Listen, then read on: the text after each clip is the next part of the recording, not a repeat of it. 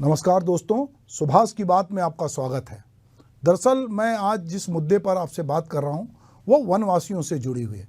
वनवासी यानी समाज का एक ऐसा हिस्सा जो शहरी चकाचौंध से कोसों दूर है। उसकी ज़रूरतें बहुत सीमित हैं, वह भी कृत्रिम नहीं बल्कि प्रकृति से जुड़ी है। वनवासी समाज ने अपनी सभ्यता और सांस्कृतिक धरोहरों को युगों से संजो के रखा हुआ है।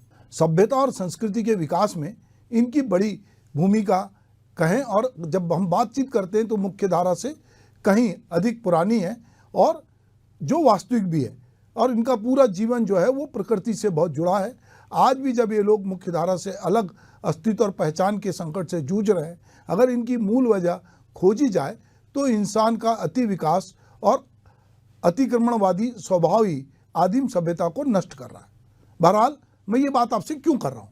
मैं इसलिए ये बात कर रहा हूँ कि वनवासी हितों की बातें तो खूब होती हैं।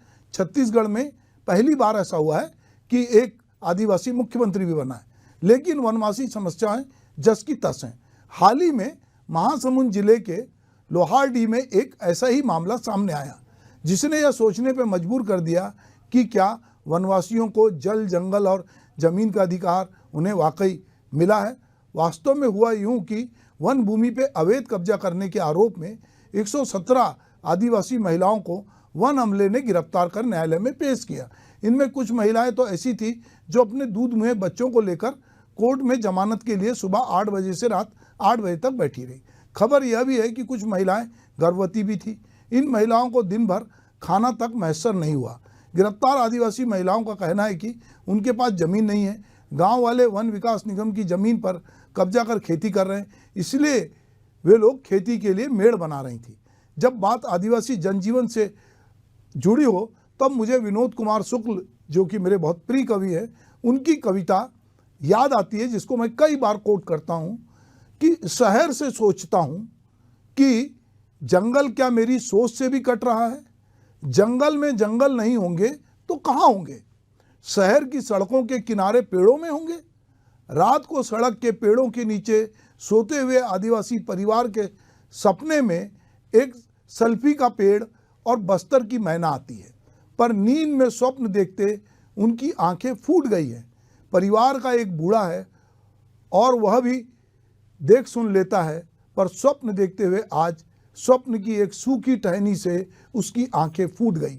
कुछ नगरों को रोशन करने के लिए हम देखते हैं कि हसदेव जंगल की बेतरतीब कटाई जो हो रही है, कई दशकों से खड़े पेड़ों को ना जाने कितने जीवों को क्षति पहुंचाई जा रही। जो छांव एक पक्षियों को भी मिलती थी, जो एनवायरनमेंट को ऑक्सीजन मिलती थी और जो गर्मी में राहत देता था जो पेड़, वो पूरा, और जो हमारे लिए प्राणवायु होती है, हम ऑक्सीजन जोन बना रहे हैं। एक तरफ तो हम शहरों में ऑक्सीजन जोन बना रहे हैं, लेकिन हम जो है अपनी महत्वाकांक्षा के आगे और विकास के नाम पर हम हसदेव में एक बड़ी कटाई कर रहे हैं पेड़ों की। तो हमें कहीं ना कहीं ये सोचना पड़ेगा कि जल, जंगल, जमीन किसकी है। छठी अनुसूची की बात हम करते हैं, आदिवासी समाज को कहते हैं कि उसका उस पर हक है, पर क्या ये सही है? अगर हम ये घटना देखते हैं महासमुंद जिले की, तो हमको समझ में आता है कि जंगल में रहने वाले आदिवासियों का जंगल नहीं है, कहीं ना कहीं वो सरकार का है। और यदि वो आदिवासी उस पर काबिज हैं तो गिरफ्तार किए जाते हैं, उनको न्यायालय में पेश किया जाता है। अब वो अपने आज जो है वो कई स्तर पे अपना जंगल बचाने की कोशिश कर रहे हैं, क्योंकि वो जल, जंगल, ज़मीन को बचाने के लिए लगातार वो संघर्ष कर रहे हैं। कई बार मोर्चे निकालते हैं। उनकी अपनी ज़रूरतें प्रकृति से जुड़ी है। उनको अभी विकास की उस तरह की हवस नहीं लगी है जिस तरह की शहरी सभ्यता में लगी है। उनके लिए जंगल सब कुछ है, वे उसे उजड़ता कैसे देख सकते हैं? जंगल और अन्य प्राकृतिक संसाधनों को खत्म होते हुए उन्होंने देखा। वनवासियों ने एक नहीं अनेकों बार विस्थापन की मार भी झेली, चाहे वह हसदेव बांगों के से विस्थापन का मामला हो, फिर या सलवा जुड़ूम के कारण तेलंगाना और ओडिशा जैसे सीमावर्ती राज्यों में शरण के लिए छत्तीसगढ़ के वनवासियों का जाना हो। जहां भगवान राम ने 14 वर्ष तक विस्थापित होकर वनवास भोगा, वहीं ये वनवासी पिछले 18 सालों से विस्थापन की मार झेल रहे हैं। ये आदिवासी परिवार अब भी घर वापसी की उम्मीद संजोए हुए हैं। उदंती सीता नदी और अचानक मार्ग टाइगर रिजर्व के कोर एरिया में रहने वाले कई सौ लोगों को इस चिंता में डूबे हुए हम देख सकते हैं कि ना जाने कब उन्हें उस जंगल से भी बेदखल किया जाए, जिसकी बात हम करते हैं कि जल जंगल ज़मीन उनका है, जहाँ वे पीढ़ी दर पीढ़ी से रहते आ रहे हैं। अब ये सवाल यह उठता है कि जो वनवासी समाज जंगल और प्राकृतिक संसाधनों को बचाने के लिए कई सौ मीटर की यात्रा कर विरोध जताने नंगे पांव राजधानी आ सकता है, क्या वह जंगल का दुश्मन बन जाएगा? जिसका जीवन ही जंगलों से चलता हो वह कब से जंगल का भक्षक बन जाएगा? ऐसे में कई सवाल हमारे मन में आते हैं और मुझे लगता है कि मैं विनोद जी की कविता फिर एक बार कहना चाहता हूँ कि वो जो हमारी जो कथित सभ्यता है वो किस तरह की है कि जितने सभ्य होते हैं उतने अस्वाभाविक।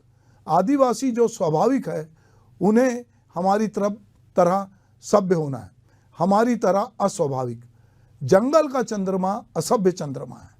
इस बार पूर्णिमा के उजाले में आदिवासी खुले में इकट्ठे होने से डरे हुए हैं और पेड़ों के अंधेरे में दुबके विलाप कर रहे हैं, क्योंकि एक हत्यारा शहर बिजली की रोशनी से जगमगाता हुआ सभ्यता के मंच पर बसा हुआ है।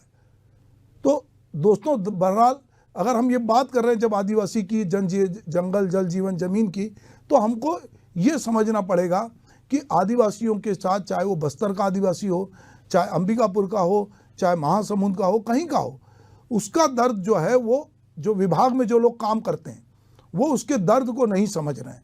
कहने को तो संयुक्त वन प्रबंधन समितियां जैसे बनी हैं, जंगल में बहुत सारी बार प्रकृति से जोड़ने की बात चलती है, हजारों की संख्या में फॉरेस्ट गार्ड जंगल की रक्षा में तैनात हैं। इन सब के बावजूद वन ग्राम में रहने वाले आदिवासियों पे जंगल उछेड़ने के आरोप लग रहे हैं।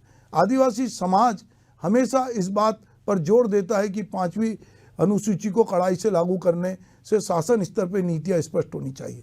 सर आदिवासी समाज ने 6ठी अनुसूची लागू करने की मांग करते हुए लगातार आंदोलन प्रदर्शन किया है। बहरहाल छत्तीसगढ़ में इस बार आदिवासी समाज से जुड़े व्यक्ति के मुख्यमंत्री से वनवासी समाज को काफ़ी उम्मीदें हैं। आदिवासी समुदाय को इस बात को लेकर बड़ी खुशी है उनके बीच में कि अब सरकार उनके हकों और कल्याण के लिए कार्य करेगी। हालांकि यह तो आने वाला समय ही बताएगा कि आने वाले दिनों में सरकार की नीतियां वनवासियों के लिए कितनी फ़ायदेमंद होगी। बहरहाल उनकी समस्याएं यथावत हैं। हम चाहे तेंदुपत्ते का रेट बढ़ा दें, हम चाहे आदिवासियों के लिए मकान बनाने की बात करें, उनके लिए कई तरह की कल्याणकारी योजना ला दें, वनवासी कल्याण आश्रम जैसे आश्रम चला दें, हम आदिवासी छात्रावास बना दें, पर यदि जंगल में रहने वाले आदिवासी को रहने के लिए संघर्ष करना पड़ेगा, उनकी दूध में बच्चों को माँ के साथ कोर्ट कचहरी के चक्कर लगाना पड़ेगा, तो हमको ये समझना पड़ेगा कि हम किस तरह का समाज गढ़ रहे हैं। और वो छत्तीसगढ़ जहाँ पर कि 33% आबादी जो है वो आदिवासियों की है, जहाँ का एक बड़ा भूभाग जंगलों का है, वहाँ यदि आदिवासी रहने के लिए एक समय हम देख रहे हैं कि देश के प्रधानमंत्री ग्रामीण आवास योजना को लेकर बड़ी घोषणाएं कर रहे हैं और वो कह रहे हैं कि हमारी प्रायोरिटी है कि हम किसी को भी, किराएदार को भी हम खुद का मकान देंगे, जिनके पास मकान नहीं है हम उनको मकान देंगे। तो ऐसी सरकार और उन्हीं की सरकार छत्तीसगढ़ में, उसमें यदि आदिवासी समुदाय के बच्चों को, महिलाओं को इस तरह कोर्ट कचहरी के चक्कर लगाना पड़ रहा है, तो ये एक गंभीर सोच का विषय है और इसमें सभी को सोचना होगा कि क्या हम आदिवासियों के साथ न्याय कर रहे हैं। नमस्कार।